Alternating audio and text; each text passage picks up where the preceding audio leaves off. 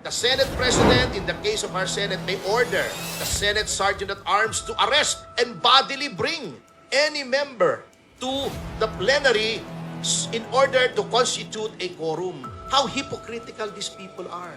Noong panahon ni Trillanes na nakukulong, gusto nila remote participation. Noong panahon ni De Lima nakakulong, remote participation. Maaari umanong ipaaresto ng kasalukuyang Senate President na si Senador Alan Peter Cayetano ang mga senador sa minority na balak na namang mag-walkout sa plenaryo ayon pa sa kilalang abogado na si Attorney Ferdinand Topacio Jr. Base kasi sa Senate rules, may kapangyarihan ang liderato ng Senado na utusan ang Sergeant-at-Arms ng mataas na kapulungan na arestuhin at bitbitin pabalik ng plenaryo ang mga senador na magwo-walkout para makabuo ng quorum. Matatandaang nagkaroon ng tensyon sa Senado matapos mag-walkout ang minority bloc kasunod ng mainit na debate sa panukalang amyenda sa Senate rules para payagan ang remote attendance at electronic voting ng mga senador.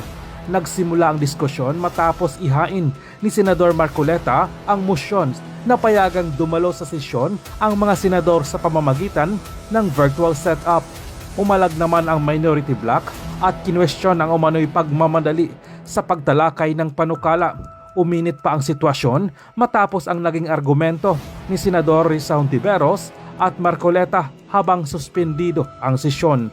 Kalaunan, tuluyan ng nag-walkout ang minority bloc habang ipinagpatuloy ng mayorya ang diskusyon sa panukalang amendments. Samantalang tinawag naman ni Atty. Topacio na kaipokrituhan ang aksyon ng minority bloc dahil noong panahon umano ni De Lima at Trillanes na habang nakakulong ay pinahintulutan ang virtual participation sa mga sesyon ng Senado.